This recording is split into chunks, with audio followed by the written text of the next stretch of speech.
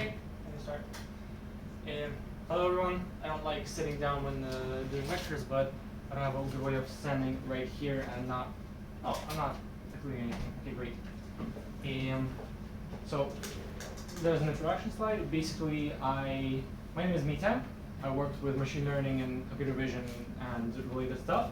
I occasionally do lectures. I moved into Israel like 2-3 months ago. I did lectures in Georgia before this.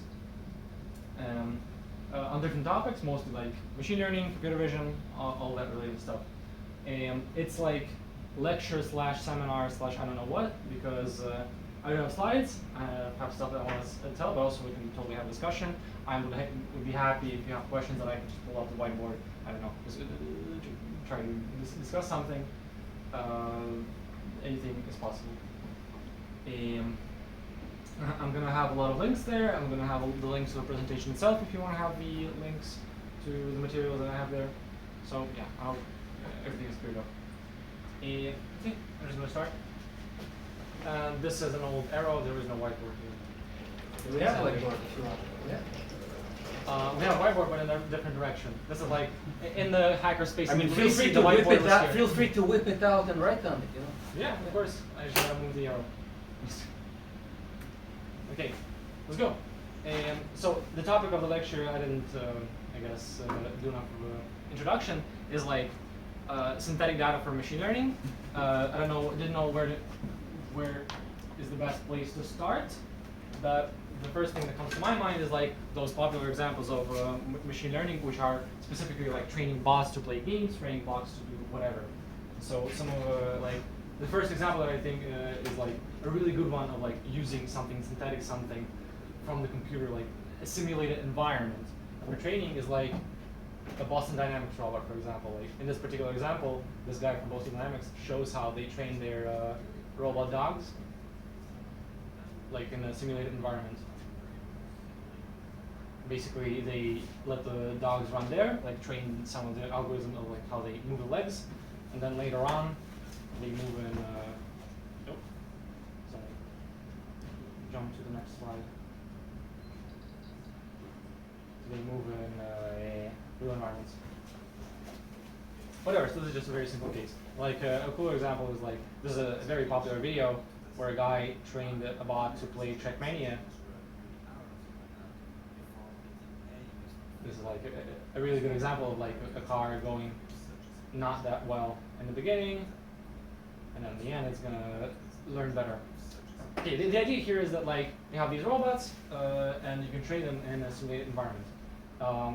And also, yeah, this is just a cool example that I really wanted to share. This is like an art project, like an actual movie someone made with like them training an avatar to make a backflip, but like this is a whole like very small movie where they made a 3D construction of the whole room. They made a 3D construction of the avatar of a person who is the author. Like there was a lot of audio like engineering that goes into whatever thing the avatar breaks or when it tries to do the backflip. It's just a very fun video to watch. And in the end, he succeeded. Whatever, it's just a funny video. I recommend watching it.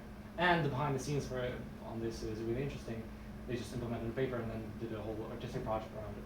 Whatever, I thought it was really interesting. So basically, I don't know a lot about reinforcement learning. What I did consider interesting is that, sorry, I just gotta go full screen again. What I did consider interesting is that like there's basically frameworks specifically for like I don't know physical simulations for reinforcement learning. Specifically, like the popular one that I saw a lot of mentions of is ISAGym, this one from NVIDIA, which is then like renamed itself. And then I also recently saw mentions of like Mujoko from DeepMind. Mention of what? Mentions of this other framework for physical simulations. Mojoko, they bought it like a couple of years ago. They bought Mojoko a couple of years ago. DeepMind bought Mojoko. Right, okay, didn't know that. For a lot of money. Nice.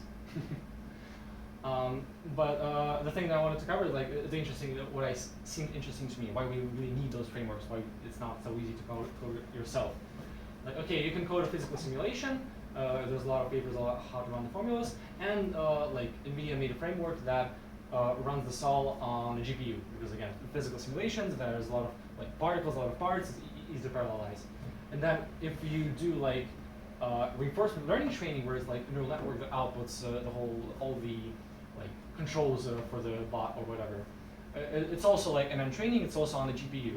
And so the whole thing with this, like the whole thing of the Isaac Jim paper, is that by making sure that every single component of this pipeline is on the GPU, we eliminate the bottleneck of like transferring data between the CPU and GPU, and the whole thing is sped up by like 10 times, because we do not need to, at any point, to transfer data between the CPU and GPU.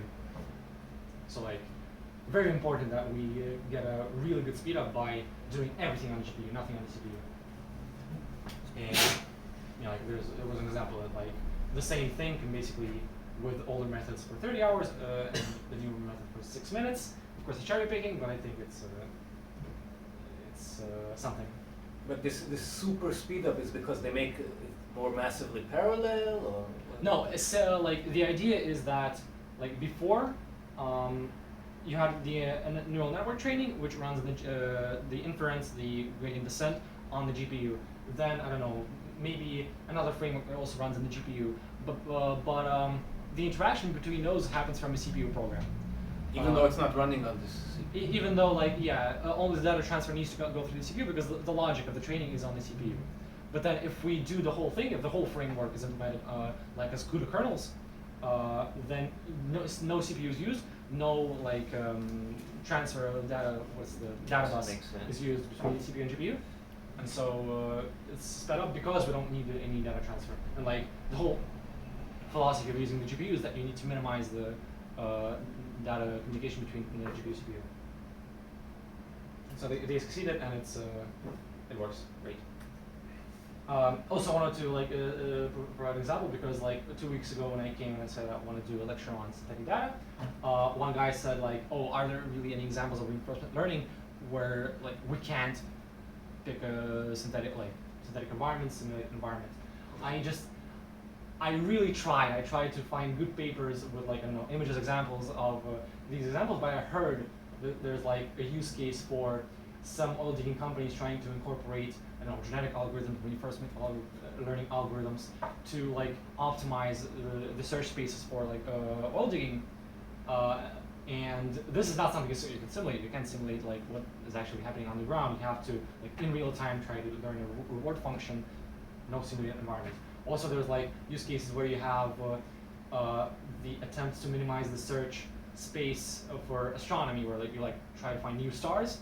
Whenever you point a telescope to a place, I don't know, you gotta focus the telescope for a few minutes, a few hours. I don't remember, but like you gotta pick a place to look, and the optimization of the search space can also be done with genetic algorithms, reinforcement learning algorithms. No way to simulate this. You say genetic algorithms. Is that like something that is? This isn't. This is an older version of reinforcement learning. No neural networks, just like averaging out parameters of topologies. There's also genetic programming. I don't know the difference between genetic. So what's the difference between genetic and reinforcement? Reinforcement learning, at least in my understanding, reinforcement learning, you have a neural network. The input in a neural network is the state of the system, like I don't know where the bot is, every sensor data. The output is like what actions take, or the probability space of the actions, which are optimal. With the genetic algorithms, there is no neural network.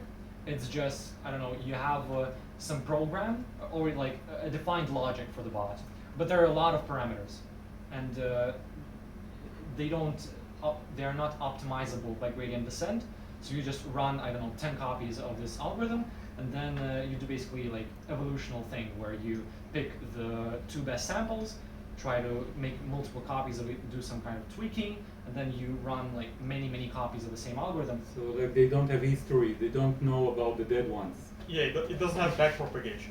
Yeah. Like, it doesn't use backpropagation. It's not a neural network. You have all these parameters. It's like a chromosome, and then like they have a fitness function for any given chromosome, and then the survival of the fittest. They can breed, and then they can mutate, and these are the hyperparameters. Basically, it's a simulation of evolution where you Right. have different parameters of each bot. Yeah, and then in theory, and I don't remember the form of what's proved, but it's like if you have a very high dimensional search space, then under some circumstances, this genetic algorithms will give you some, optimal.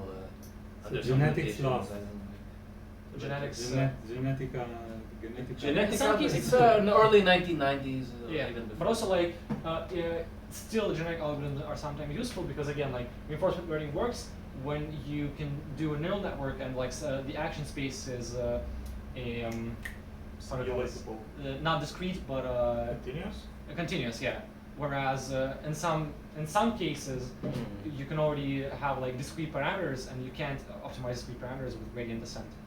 The genetic programming itself, which is sort of a generalization, that is, I think it still really has its uses because Yeah. there instead of a chromosome, you literally have a computer program, like in some tree form or whatever. Yeah. You know? Also- and then so the program itself has a fitness, and you have this whole evolutionary Yeah. optimization, and then you can get how you say algorithms. You can like programs. Yeah. I remembered like a month ago we were discussing with something. There was a really good paper that combined like genetic algorithms and like neural networks that output something discrete and at the same time it's gradient descent. At the same time it's also like some kind of evolution. So basically, I wanted to say like there are some things that are not doable with synthetic data. This is some examples that I think are interesting. Okay. So this was the blog that I'm not very familiar with, that I can't talk a lot about because I don't have a lot of experience with reinforcement learning. I do have a lot of experience and knowledge in computer vision, and there's a lot of stuff to do with synthetic data in computer vision. So like I'm going to go over many examples, and from now on it's all going to be computer vision because that's something I consider the most interesting. So first example I wanted to cover is like two like very simple like 2D classical computer vision problems. Like one is like human tracking of some sort, like I don't know, pose estimation, like depth maps. This is like specific depth maps for humans. And then there's like this paper called Depth Anything 2, which is like a really good paper for general depth maps. Both of them rely very heavily on synthetic data. So this one uses like 3D synthetic human avatars and then makes renders of them and trains on those renders. Depth Anything, I'm going to tell about this more, but basically the introduction here is that like both of them use synthetic data. Now, how do they use it? Let's first start with the paper that does like human pose estimation, depth estimation, and so on. What they use is basically there's like, I don't know, this dataset provider which has like, let's say, should we jump to the page? They have a lot of examples of like If it's using real data, why are you saying it's synthetic data? So that is actually an interesting distinction because when we say real data in terms of like 2D computer vision, at least in my understanding, the term here is that like real data in 2D computer vision is like an actual image and a label on that 2D image. But when it's 3D data and we somehow algorithmically place it and do a 2D render, this is a synthetic data, or this is something like in the middle between synthetic data and real data, because we use. But you can have a real 3D data from a real scene, and of course yeah. you can rotate the virtual camera anyway. Yeah, but at least what I saw on paper is like people reference it as a synthetic data, even though like it's partially real because it's from real captures. So it's like some kind of dataset provider. They have a lot of free and non-free things with human scans. A lot of examples. The idea is that like it's not perfect, but it's good enough for creating some kind of data. And so let's again. So they use it, but how do they use it? Actually, okay, I'm not going to say how they use it yet because I am jumping through too many steps at once. They do not at all detail how they do the capture, like what exactly kind of scanners they use, what's the procedure when they do have the scan, when they do have the images from the scanners or whatever. But I really wanted to mention this talk from NVIDIA. They gave a really good talk on SIGGRAPH 3 years ago about how they do 3D scans for their like software also for like 3D scanning software, 3D rendering software, and all that. This is like what 15-minute talk, and this is like an example of almost real-time render of the 3D scanning. Very realistic, really cool. And it's not easy to get this type of scan because there's a lot of effects that happen on the human skin. It's very hard to recreate this. And so I just jumped over a few steps that I think are very interesting from how they did the scan. So okay, the idea is that they have like a rig. A rig is like a collection of cameras. I don't know, they didn't mention, it's like 60 cameras basically, or 45 or something like that. All those 45 cameras are in a sphere. This guy sits in the middle with like this head cap so that hair doesn't get in the way in the first place. And then what they do is, over multiple steps, I'm going to show you. There's a time step, 9:38. Let's go to 9:38.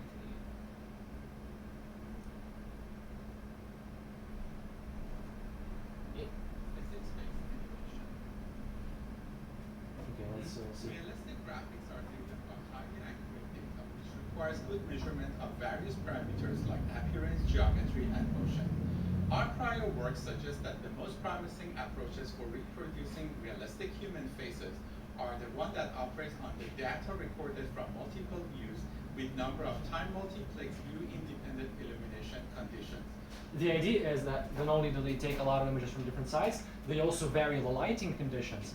By varying the lighting conditions, they can get like the parameters of the skin, like the specular maps, the like not only does the skin have like parameters at each point, what's the color, but also it has like how reflective that point is, how I don't know, like some other like there are a lot of stuff like in shaders that matters for good shading, and so by doing all these different lighting conditions, they can decouple the color from like the specular reflection parameters.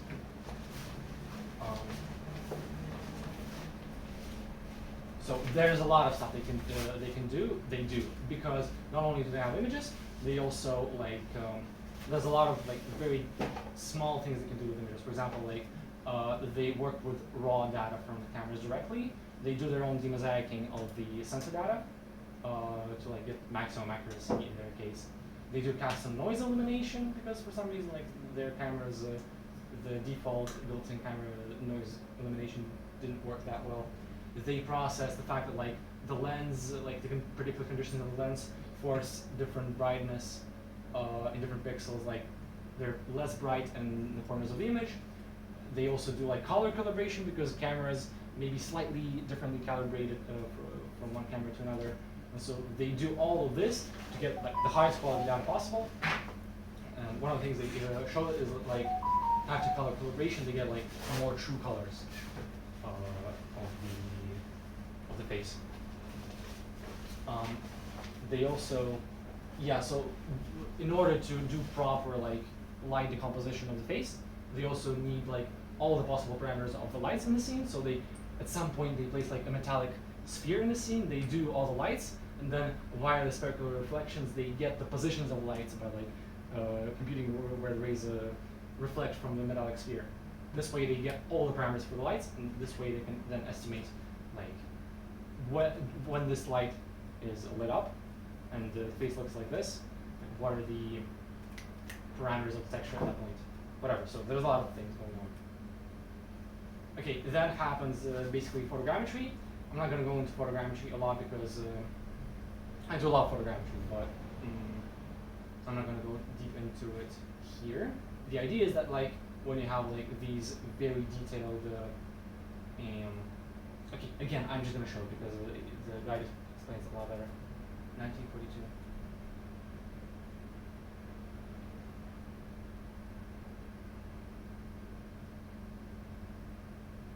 So they have all the images.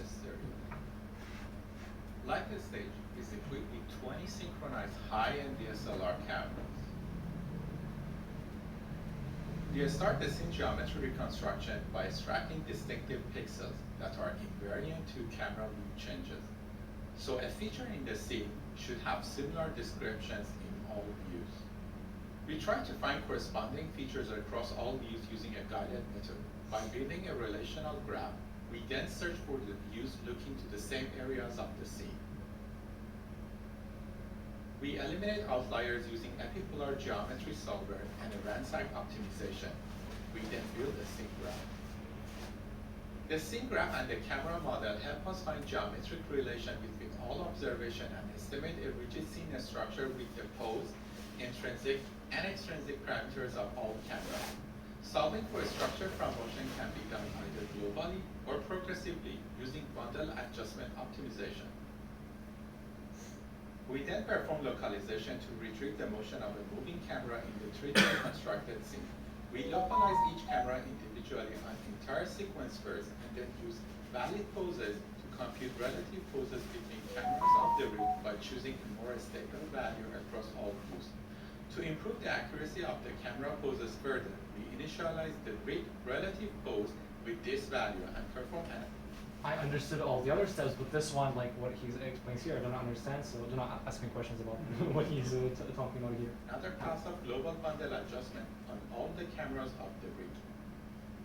Then we perform per pixel depth estimation and reconstruction.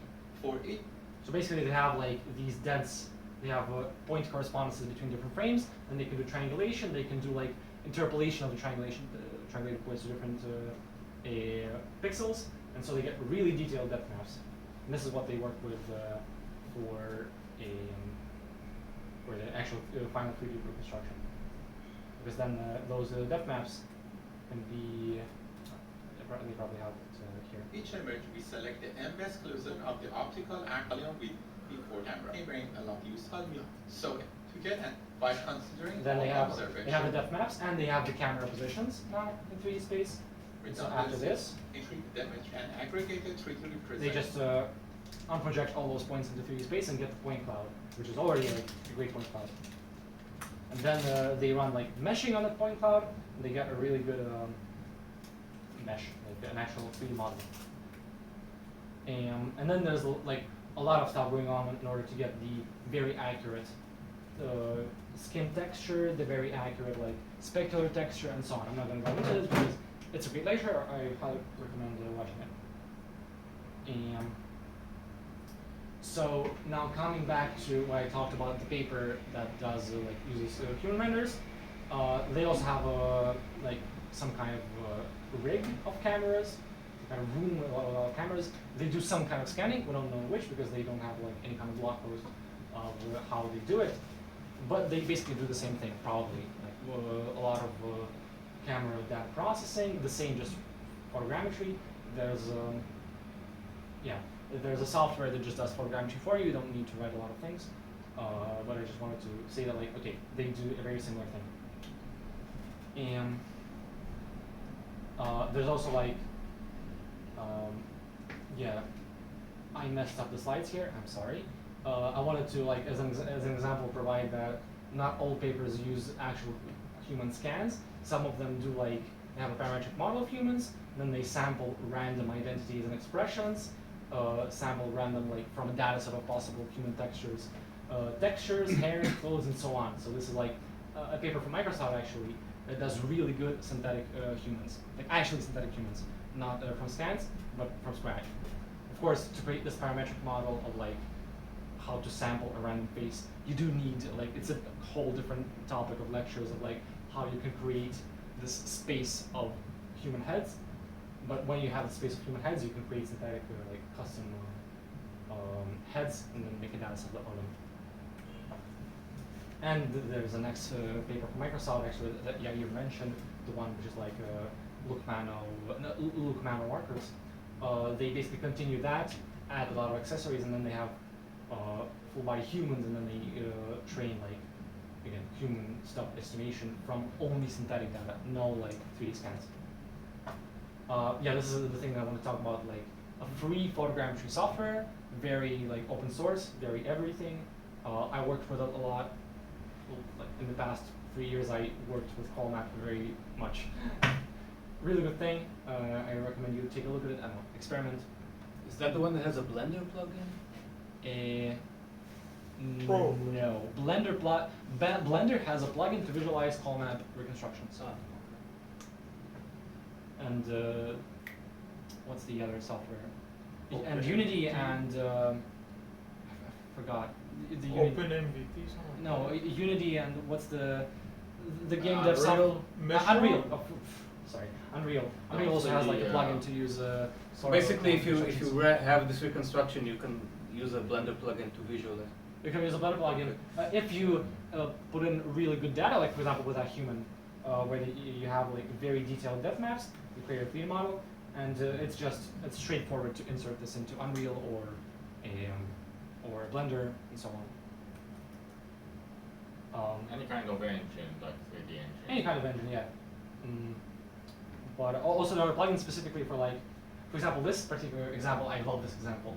Like call map is usually used for like very simple scenes where you just have a camera, walk around the room, and you get a 3D room. But here they scraped like tens of thousands of photos of this region around the Colosseum, fed it into the algorithm. It took like, I don't know, a month, but they got a 3D reconstruction of this whole area around the Colosseum.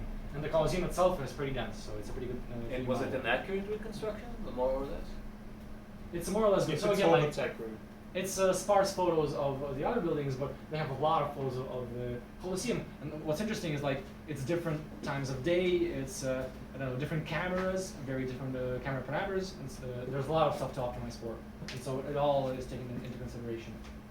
Facebook sponsors I forgot what I was. So it's like a Google Street View clone. It's kind of open data, and they have a in the website. They have like a 3D visualization.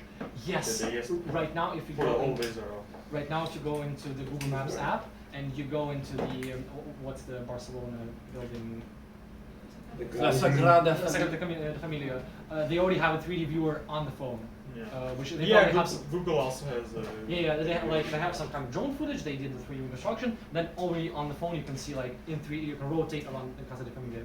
But hang on. So what you're saying is that the software like can deal with all these uncalibrated, warped, shitty cameras. Yes. Okay. Of course, they probably do some basic blur filtering. Like if the image is very blurry, it's very. Yeah, it's like they rejected a lot of the. No, I don't mean necessarily blurry, but like there's like could be a little fish-eyed or Yeah, they can chromatic aberration. They can detect that it's either it's a fisheye camera or it's like default perspective camera. They can detect it. They can optimize the distortion parameters. After they optimize all of it, they also like take into consideration that it's different lighting conditions. So like when they do this, like as in this example, the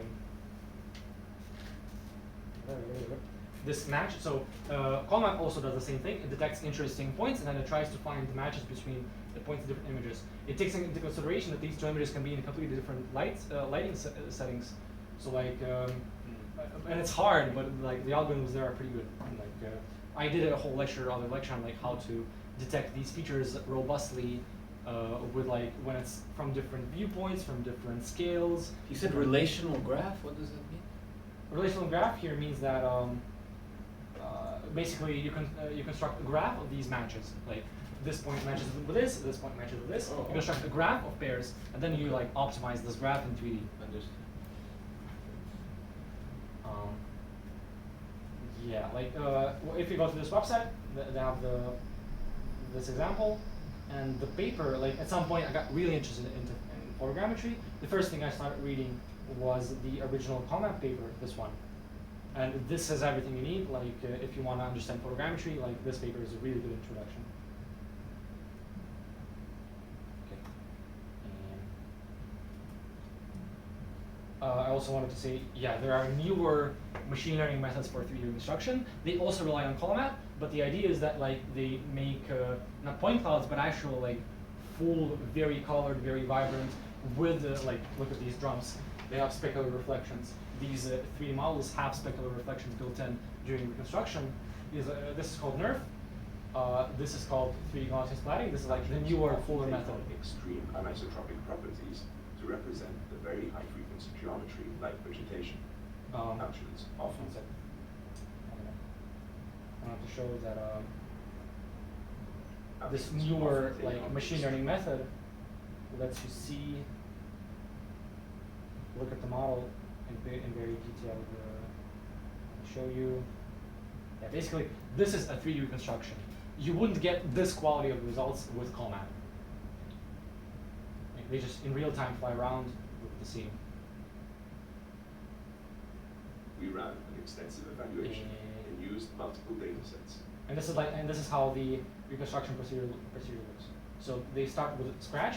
They have the images, and then when they have the images, this is Here, how we visualize the progress of the 3D looks. Gaussian point cloud during optimization in a time lapse. And it uses gradient descent. CallMap uses algorithms from like 20 years ago, like very classical computer vision. This uses gradient descent. There's a lot of interesting stuff here. I don't know, maybe I'll do another lecture on Gaussian splatting. Very interesting. Okay, I talked about how where the scans come from, how you can get those scans. Now let's talk about how they actually use it, because they don't have they have some interesting ideas. Okay, so they have like, I don't know, actually only 600 human scans they use. They place them in different I don't know, positions, like here, and then they generate 500 images, 500,000, and why did I do 500,000 K? Whatever. They also have random HDRIs, which are like the backgrounds. They sample random camera position, random HDRIs. This way they get 500,000 images. And then they just do automatic normal depth extraction, because of course they have a 3D model, that's easy to get the normals. But the important part is, the most tough part always about like training on synthetic data is the domain shift. You're training on synthetic data, but how do you get good quality on real data? And all of these papers are actually liars. They do use real data. They use backbones of these models that are trained on like a huge amount of real data. So for example, this NN backbone is trained on 300 million real images of humans. They just scrape 1 billion data set of images. 300 million of them have humans in it. They train like the unsupervised way a masked autoencoder is like a transformer that tries to you remove a part of the image, and then you task the transformer with predicting that other part of the image. Basically, it's an easy way, but a tough but easy way to train a model without any labels. And then this model has some understanding of those images, of the real images. It has a really good backbone of understanding how the real images of humans look, and then you just train like, I don't know, the second part of the model on synthetic data.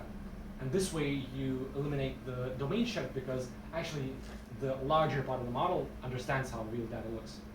And, but it doesn't have any labels. You only have labels for synthetic data. And it works. Yeah, that was the whole idea, basically. And a lot of papers who say they train only on synthetic data, they lie. They just have an encoder that trained on a lot of real data.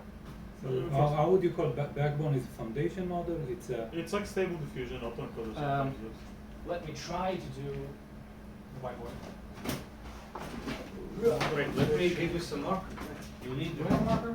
Yeah, we have a shitload of markers.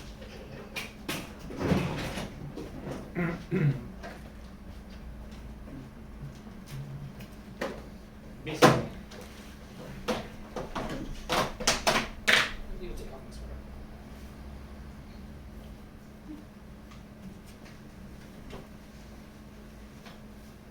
I just want to explain a very simple idea that like I did say in the beginning of the lecture that sometimes I assume some kind of background, but it's okay. Let's discuss this.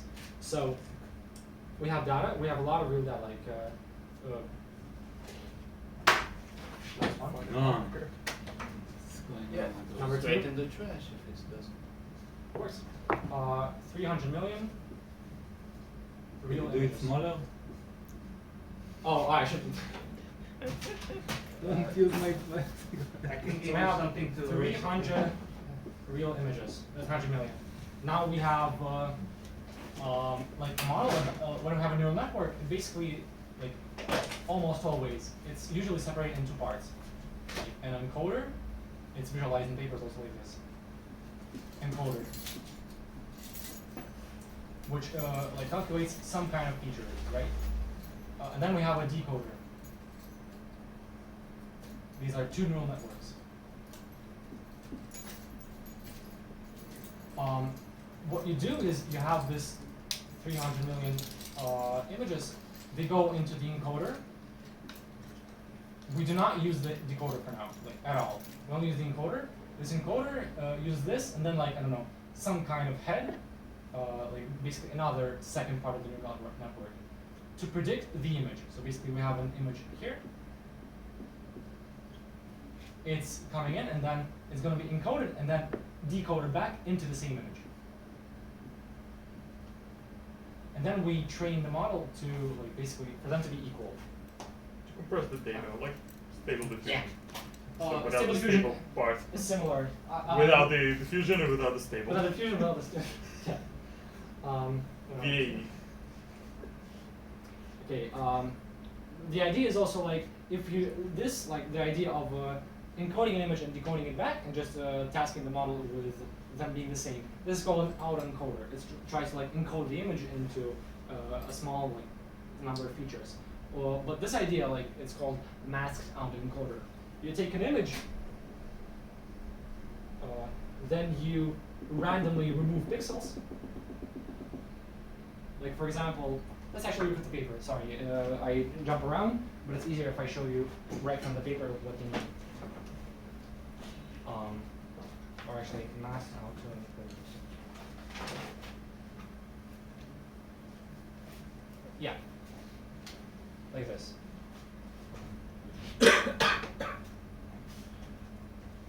Like, this left image is what's fed into the neural network.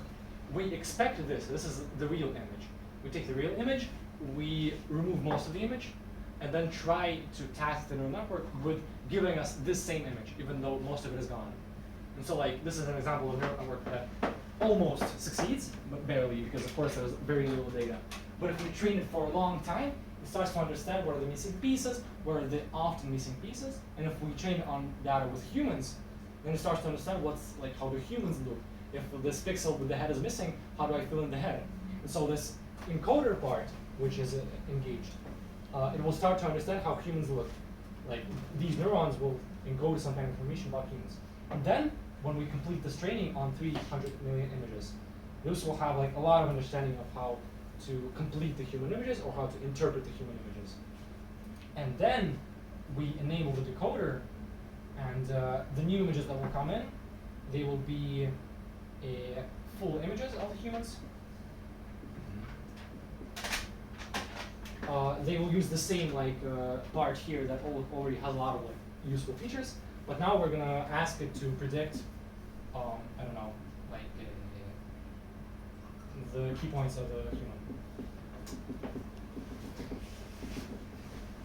Right? And we train this on synthetic data, but because like it is trained on all kinds of data, it's very robust to either it's synthetic or real, and so this is like a very popular approach.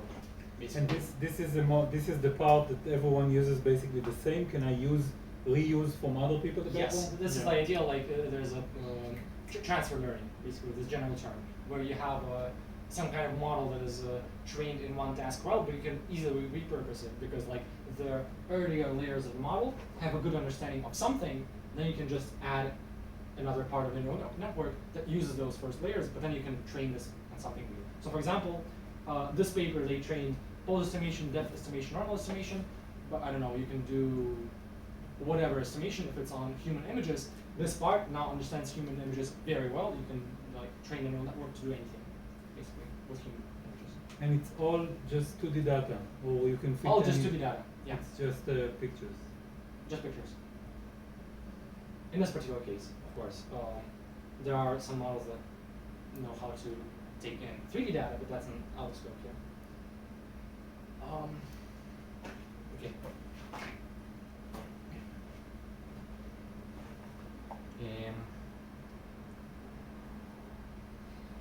Yeah. Also, I want to say this particular paper. Oh, let's remove the whiteboard because it's distorting it. Did you even see anything? Yeah, we did. I've seen this before. We have a stand if you Stand behind the screen. There's a kind of stand. Ah, right. Okay. If you really want.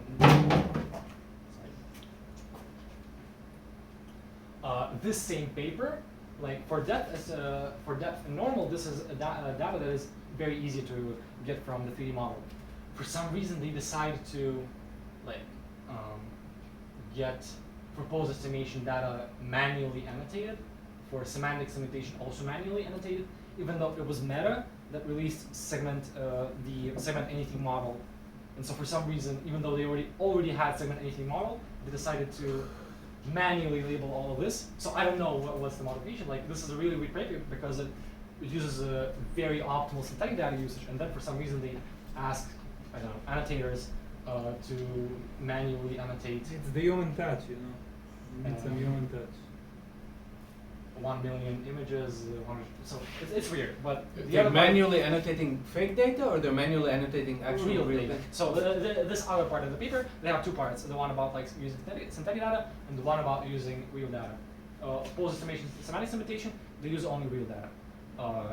But again, like there's a lot of stuff they could do with synthetic data or with semi-automatic labeling, like the from the same lab. We're talking about this Lookman tracker paper. What? Oh no, right now I'm talking about this paper, Sapiens. Sapiens. Yeah, I'm talking about basically. I wanted to show like the paper that I'm talking about here. It's this paper from Meta, and so this is from like recently. I don't know, a few months ago.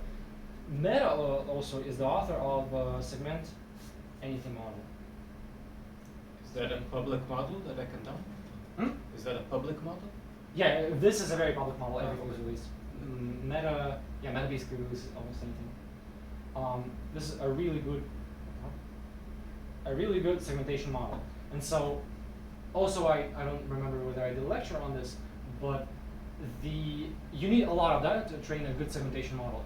And so instead of asking every single person to manually draw every single boundary, they had like a semi-automatic process where they had like a beginner model, and then people use this beginner model and then asked to like complete the labels of the beginner model and so on. Like this evolutionary process was really good for labeling a lot of data because humans didn't have to do it all manually. They had help from already existing models. But then here for some reason, from Meta also, they do everything manually. So again, this confused me. I just thought that you should know that sometimes papers are very confusing in this space. Okay, so I explained how this Sapiens paper works. Now, depth anything, also a very interesting paper. It's just a really good depth estimator. So this is V2. Let's actually look at the project page again. This is V2. There was a V1, which did not use synthetic data, but it had some like interesting ideas too. I don't know, they have a video, whatever. The video is not interesting.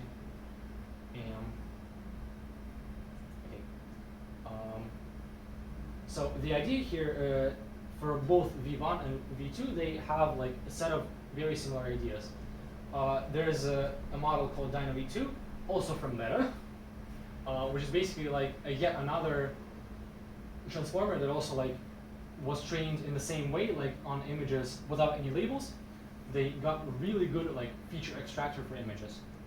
Without any like depth estimation, normal estimation, and so on. Then on top of this model, you can add any like head to this model and train anything, and it will work really great. So really good feature extractor. And so they just on top of this, they add a depth estimator, and there's like an alignment loss that during training you don't need. We want to stay close as much as possible to this initial checkpoint model. Because it's so good, if we get far from it during gradient descent, then we lose quality. So they have like an explicit loss to please stay close to the outputs of this model. And like they have an accent on adding a lot of augmentations, very like strong augmentations to the training data. Does everyone know what augmentation is? Yeah, what do you mean by augmentation? Yeah, by augmentations I mean like a very simple example is like when you have an image of a person, and I don't know, you have like key points. These key points, these key points, these key points. Like, a very simple example is you can rotate the image like this. Rotate the key points, and here you have a new data sample. If you just train on like people like standing like this straight, it's already a data set. But if you expand this data set by just duplicating the images and applying very simple transformations, you can improve the neural network a lot. It's like a free way to increase the data set size. And there's many things you can do. You can like combine different images and combine like the segmentations from different images. Or you can not only rotate but distort the image. Basically, you fuck with the model. You fuck with the training. You fuck with the training data, but in a way that makes sense. In audio, it's like very powerful because you can just easily add up audio, like add noise, for example, to audio. Yeah, different domains, different types of augmentations.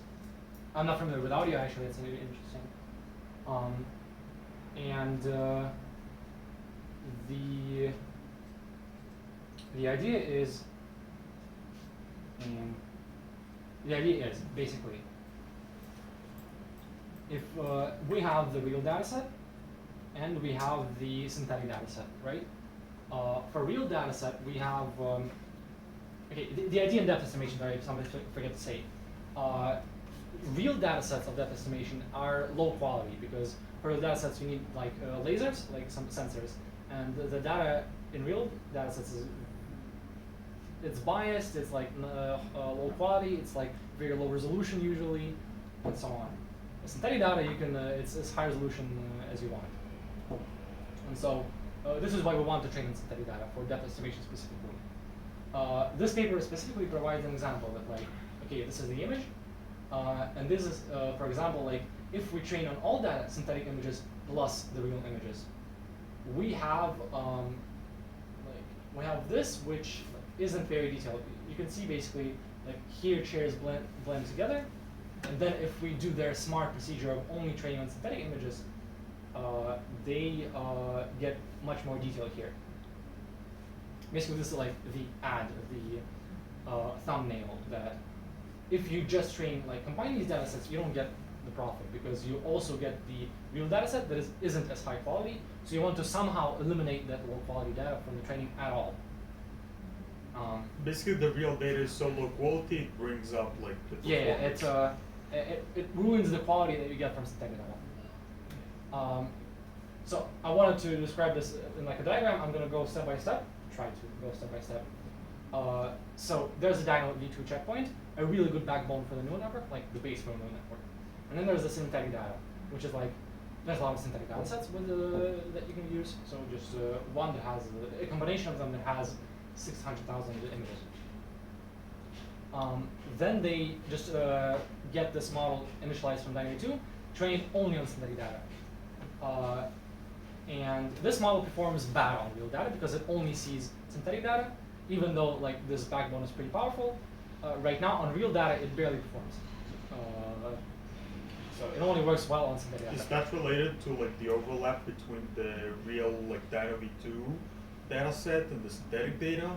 Like if the synthetic data was closer to the real data that Dynamo2 was seeing, would it improve? I guess. Yeah, it would be. But the idea here is that like there is a very strong domain shift between synthetic data and real data. Yeah. And so with Sapiens, we just took the backbone, we trained on synthetic data, and it worked great. But it was all humans. With humans, it's like a pretty narrow domain. It's a pretty small domain. But here we train on all images. So with all images, if we compare like synthetic data to real data, there's a big shift. And so this model is only trained in synthetic data, even with this backbone. It still performs bad on real data. And so now we have a ton of unlabeled real images, or even labeled real images. The only important part is that it's real images, actual real data. So ideally, we would want to train on a data set of these real images, but very high quality annotations. We need very high quality annotations for those images.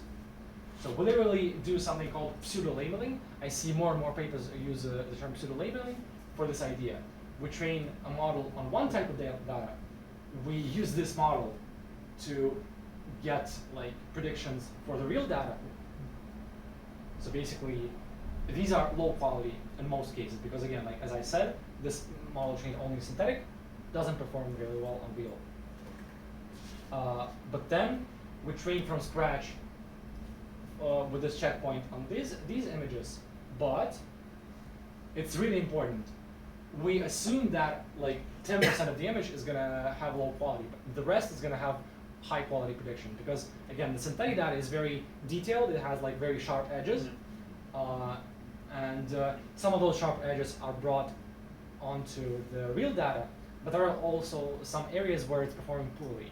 And so if we assume that there's 10% of those areas, then during loss computation, like basically like pixel by pixel depth loss, we can ignore 10% largest losses. This way, we actually train a model that only learns from the best of synthetic data and on real data. Like real data, but the accuracy from synthetic data. And this works. Like this idea that I think we're going to see a lot in future research, like this pseudo-labeling idea. It works. And the same idea. Why do you call it pseudo-label? Pseudo-labeling because like true labeling is when we ask a person or when we ask a sensor to get like real actual label of the image. So for example, in context of depth estimation, real labeling is data from a sensor. In context of, I don't know, image classification, does this image have a dog or a cat? You ask a person to say, is this a cat or a dog? Pseudo-labeling means that another model, like neural network, labeled this image. So we can't fully trust it because, of course, this is a neural network, it has accuracy. We trust humans usually more. But this pseudo-labeling, if we assume some form of error, and we assume this error, and we account for those possible errors and train accounting for those errors, then we can ignore, like, only train on the best parts of those predictions. So this is the great idea that worked for depth anything. V1 had a similar kind of idea, but not in terms of like synthetic data, but like something else.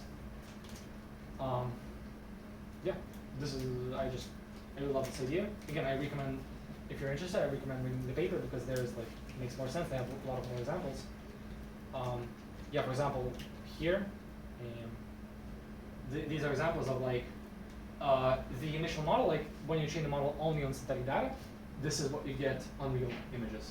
Before you did this smart training with ignoring 10% of pixels. But then after the second stage, when you train also on real data, but on pseudo-labeled images, so not actually truly labeled images, but pseudo-labeled, you get this quality. And the same here. Like, to me, it's amazing that like the model failed completely on this case, because like they don't have anything similar to this in the synthetic data, but because it trains only on like the highest quality, only on like the 90% best predictions, slowly but surely it learns like edges, like real data specifics, and it gets this quality. Stuff that happens in real life, like hair clumps, synthetic data doesn't have this thing. Yeah.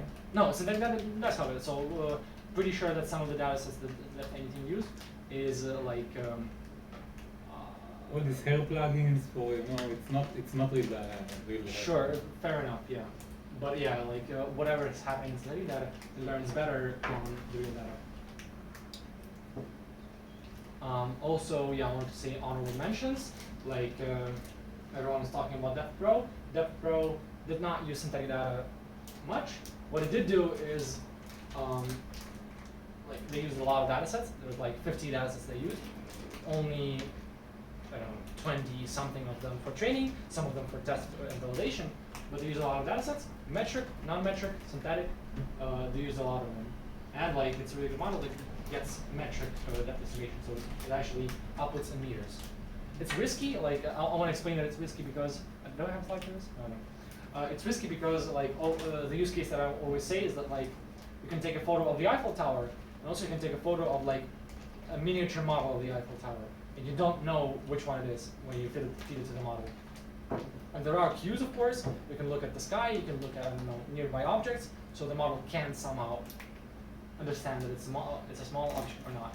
But like ideally, it shouldn't be able to. It shouldn't. Like in some cases, it might fail, basically. But in all other models, you have to ground truth it to get meet metric like What do you mean? values. You have to in all the other cases you have to ground truth it to get like metric data from it. This is I don't know if it's really the first like metric output neural network. No, it's not the first, but like. It's sort of in our cases you have to fix the data. Here it just gives you as is, like it's up to the neural network. In the other cases you have to ground truth it with the Normalize, you mean? Yeah, like. Okay, maybe I misunderstanding you. Like you have to give it at least like some estimation of your own of like the metric depth to be No, able- in other papers, so it's an interesting thing about like during other- inference, like if you- for other depth estimation models, you don't need any kind of assumption about the depth metric. You only need like the relation between two pixels. yeah. So like the only thing you need is like these two pixels, is like, which one has a larger depth and how much larger depth, and like it's like a relational metric. And so. But you have to give it some measurement from the real world to be able to get metric estimation. For other depth estimation. Yeah, but like you wouldn't be able to use other models for metric estimation. Yeah. You would need something else. Yeah, some outside guide. But here, Yeah. like, it was trained on like natural data, so in most cases you can use it for accurate metric estimation. So it could be good. And also it's like it's quality because they designed the losses very well. So like there's a lot of research into what is the best like loss for training. Usually like modern machine learning papers, they don't research losses anymore. They just research how to mine data better, how to train larger model. But in some cases, like in this niche, it's still relevant to try to pick the best loss. And so here it works. I'm gonna call my paper "How to Lose Your Dragon." Why? Loss. Ah. How to lose your dragon. That's funny. So basically, like with pseudo labeling, I could take one model and train it on another. It's Yeah, like you can take like one model, train it on one outputs of another model with smart losses that they consider that there may be errors, and this like works really well. This is kind of how distillation works. So we have our checkpoint, like stable diffusion, all the attackers will make. yeah, like you that have a one. stable diffusion. You can like fine tune stable diffusion for something else. Also, what you can do is take stable diffusion, train a smaller version of stable diffusion by like again like you use the main stable diffusion model, get examples of its output, and then just train a smaller copy of it on this data. Which is what Marigold did. Like they Also, use. So yeah, I'm gonna explain Marigold. So this is Depth Pro. They trained the depth model from scratch on this like lot of data. Here, what Marigold did, they did it interesting. So stable diffusion by default outputs RGB images. You give it RGB image, and like you add noise to it, and then it outputs like the denoised version with some additional like I don't know. You give it an image, you also give it a text, and then it like modifies the image. And then what you could also do is like stable diffusion was trained on a lot of data. It's also a really good backbone for anything. There's a lot of people. Some people manage to retrain stable diffusion for depth estimation. Do the same thing. And there's a lot of things they can do with it. And so here the idea is that not only do you just take the backbone and you use it for something, you use the same diffusion process. So stable diffusion, it works in multiple steps. Like I don't know, over 100 steps. It slowly but surely generates the image for you, like denoises it.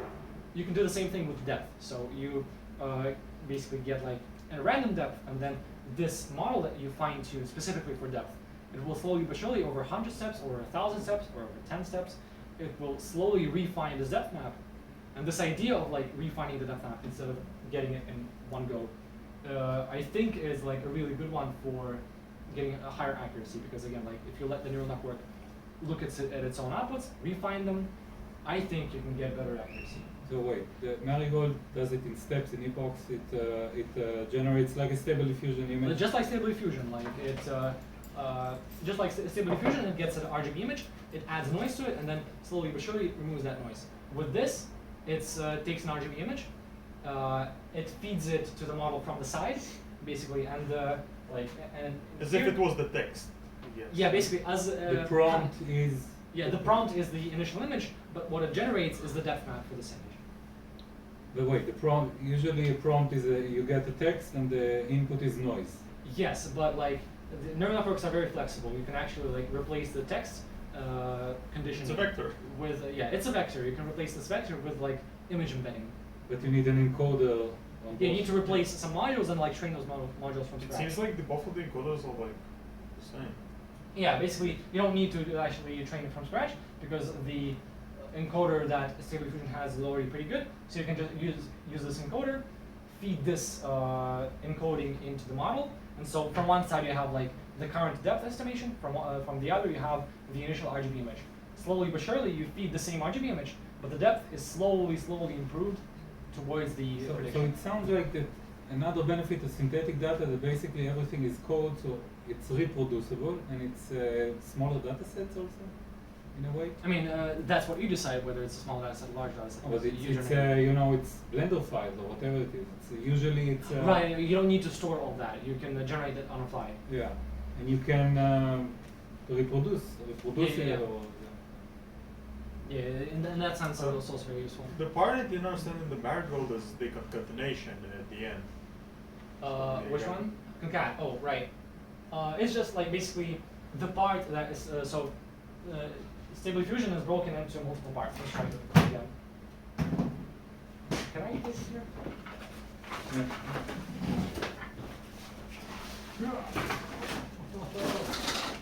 It works? Oh, did I hurt it? No. Oh, you should. Okay, I should have done this. Sorry. yeah. And that's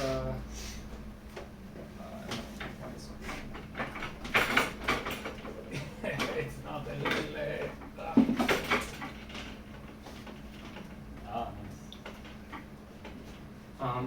the idea is, what I want to say is, right, Stable Diffusion. We took a detour, but it's interesting. So Stable Diffusion takes what? So there's a cat image. God damn it, we don't want it.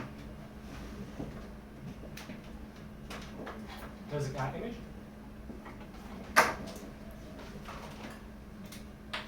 There's a cat image. There's a synthetic banana cake. That image. We what we do is we first feed it through the encoder. Like Stable Diffusion has its own encoder. Now this is like a cat, but it's like a high dimensional space cat. Yeah. Whatever. High dimensional space cat. Yeah, latent cat. I want And one. then you add noise to the cat. So basically now this is a high dimensional cat. But now you specifically like distort the image so that you can see the cat. But now it's like very like dark. It's like what you said, augmentations. It's kind of. We use something similar sometimes. You said noise. Yeah, here's noise. Sometimes there's also some augmentations that add noise. That's also used sometimes. The idea here, okay, we have this cat, we add noise, then we have like, I don't know, space cat prompt. And then this model, like the actual diffusion model, this prompt and this image are fed into the diffusion model, and it outputs like the denoised version of the cat, but now it's like it tries to fill in a way that makes it more like a space cat. So now it's like, I don't know, a UFO is here or whatever, and it has a mask. I don't know, some kind of a cat that is more like a space cat. And the way you can do this actually is like right now it's one step. We just have an image, we add noise, and then we have a space cat. But in reality, why it's multiple steps? We take an image, we add a lot of noise, we denoise. We add slightly less noise, again denoise, and so on over 100 steps, like with different levels of noise. Each time it's going to add more details, more details.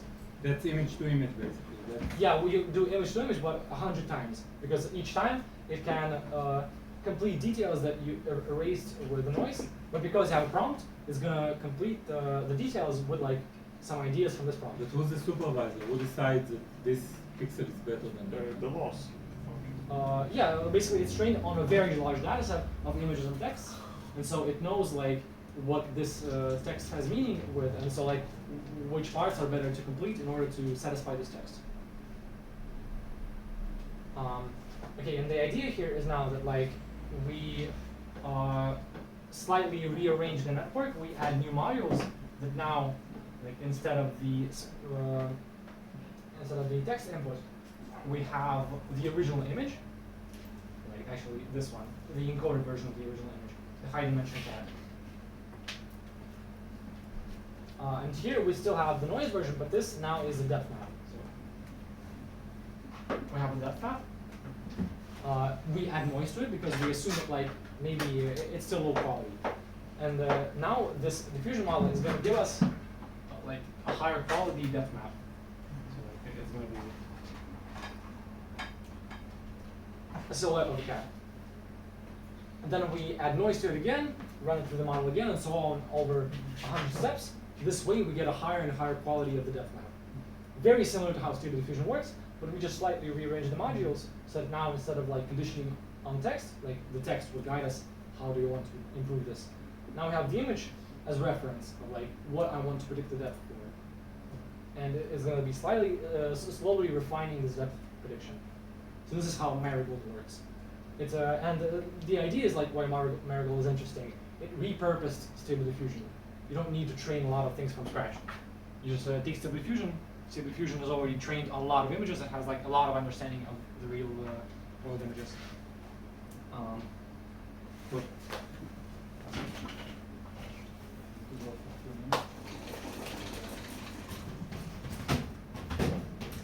It's like these synthetic UFOs, though. I mean, you don't really have a depth map for them. These are different things. If with UFOs, I was talking about the initial Stable Diffusion, the original Stable Diffusion, where it just tries to make a new image that satisfies a text prompt. So we have a cat, we have a prompt that says a space cat, and it thought that like to satisfy the prompt a space cat, it can add a UFO. And then in the other case, we just had an image of a cat, and then we need the depth map. And so it would slowly create the depth map from those. But hopefully no UFOs. No UFOs, no. So we fine tune it to specifically output depth maps.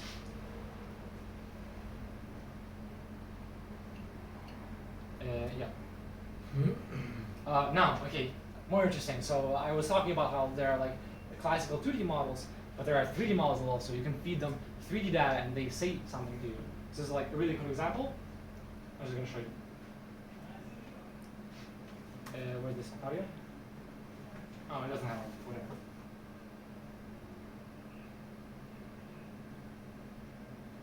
So, this works, I don't know in real time or not, but this is a model which you feed it not 2D images actually, but like some 3D data, and it outputs 3D data, which basically is like the decomposition of your room into objects. On what does it do the classification? What does it do? On what does it do the classification? What's the input? Right, so this is what I'm going to say later. So yeah, this is the idea. This is actually a part of the Meta's Orion project that they recently announced. So you have these glasses, very hard engineered glasses with like scanners, everything. And there's a research team that works with like how we can use those glasses. As they said on the recent conference, they're not going to release them. This is just a research tool. And so this lab like does a lot of research. They have like papers about these glasses. They have like a toolkit that is closed source about these glasses and so on. The idea is that like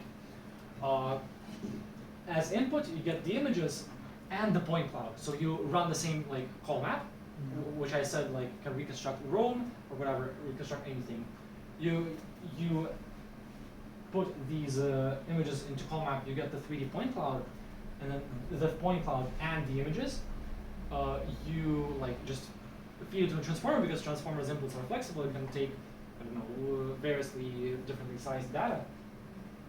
You feed it, and then the output is something you can't see, but let me try to zoom in. Yeah. Basically, it's like a language that describes the room. So the input is the data about like the point cloud, the images. The output is like make wall, like the command how to construct this room that you're seeing, like and so on and so on. And the cool thing about it here, again, like when you train this model, you don't need to actually train this from scratch. You already have like ChatGPT, you already have really good text generators. You can just fine tune the text generators to generate this text and not like the other things that they generate, because they already have like really good understanding of like structure. I don't know, even this they can generate better than something trained from scratch. Now, the interesting part is, of course, where do you get the data for this? Yeah, the idea is that like there are multiple architectures. They have like a whole selection. The idea is that like you need synthetic data for this because it's hard to collect real data in this case, because like it's hard to ask a person to in 3D label every single thing, classify, and so on. So these researchers implemented like a really cool tool that generates rooms. Not only does it generate rooms, of course it generates like the beds, the chairs, and tables in a natural like layout in the room. Of course with the 3D bounding boxes, of course with the segmentations, with everything. And this is the 3D data that they use for training the neural network. Of course this is synthetic generation. It's like this procedural algorithm that can generate an infinite amount of rooms.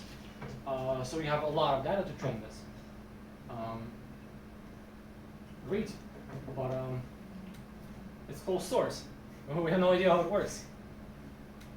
Happily, there's a different lab that also did a very similar thing, and they are open source, so we can look at how it works. So yeah, I'm going to first describe basically this approach from Meta. It's not actually a Meta lab, it's like a project area lab. This is closed source, they did not describe it, but there's an even, I think, better approach with a really good paper. Again, I recommend like this paper and the other that I'm going to show from this lab. Really good written, well written, very easy to read. And they have like, you see more variety of room types. So basically how it works. It's all TLDR, it's all Blender geometry nodes. Basically you have these artists, they make like programs to generate, I don't know, chairs. And these programs don't just generate chairs, there's a lot of parameters like the length of the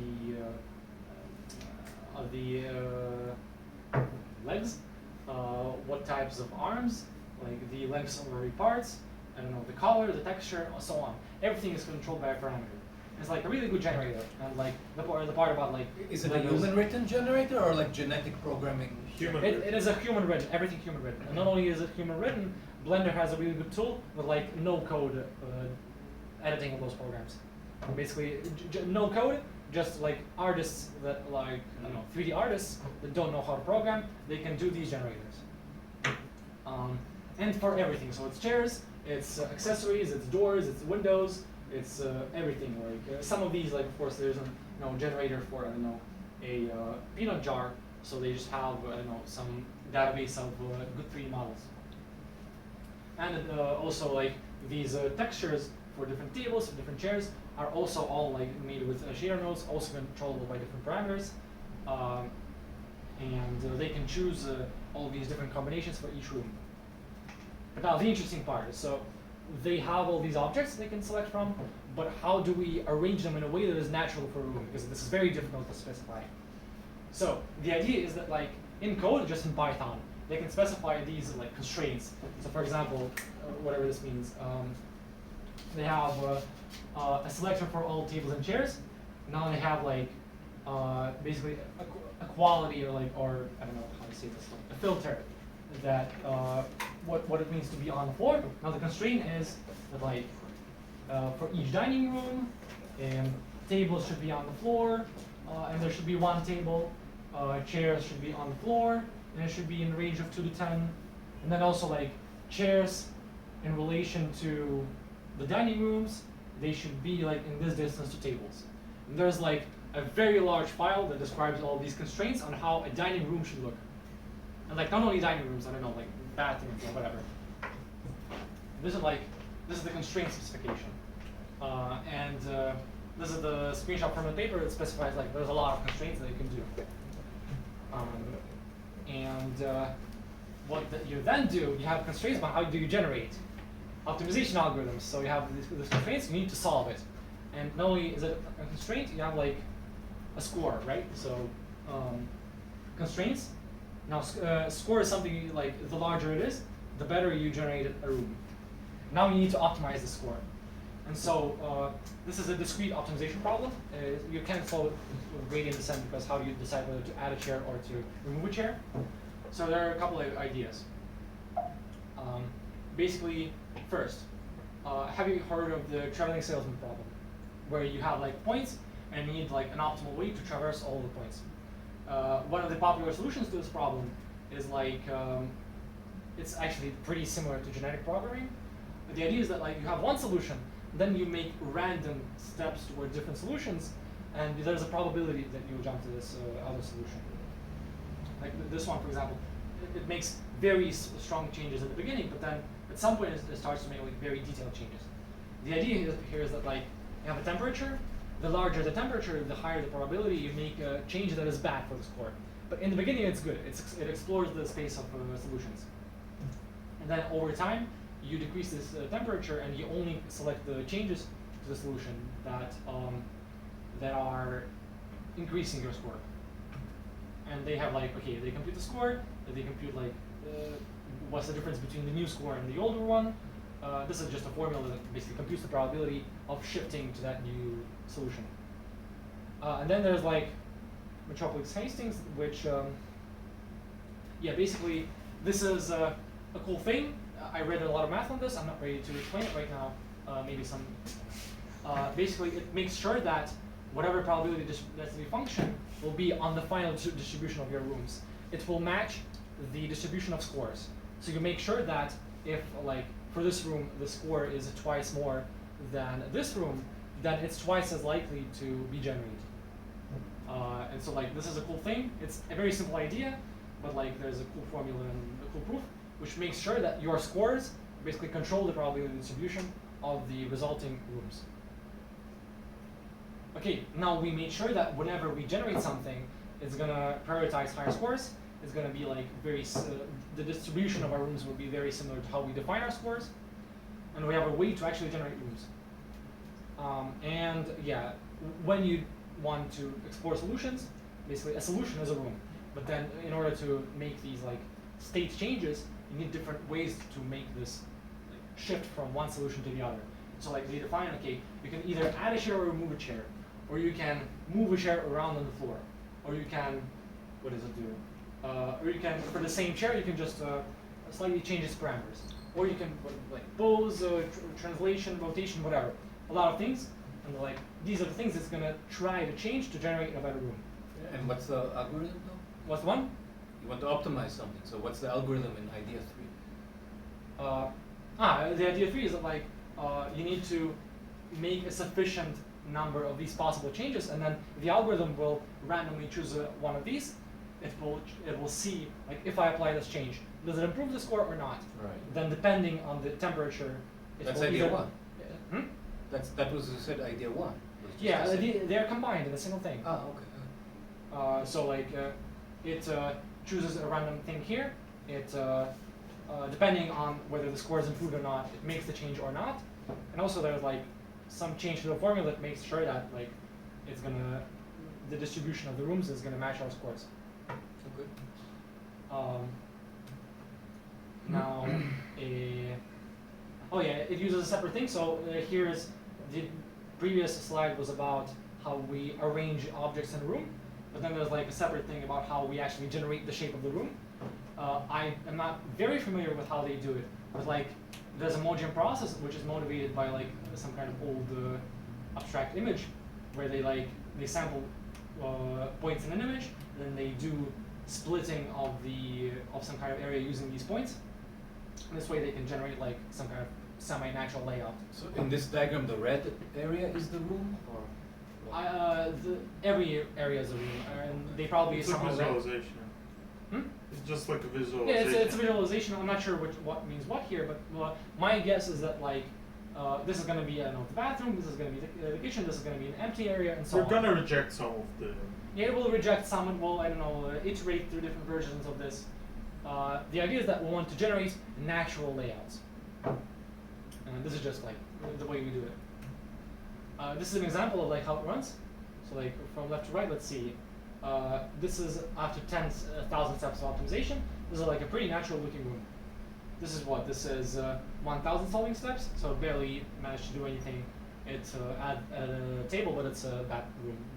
This is like with collision checks removed. So of course there's a constraint that the chair cannot be inside of the table.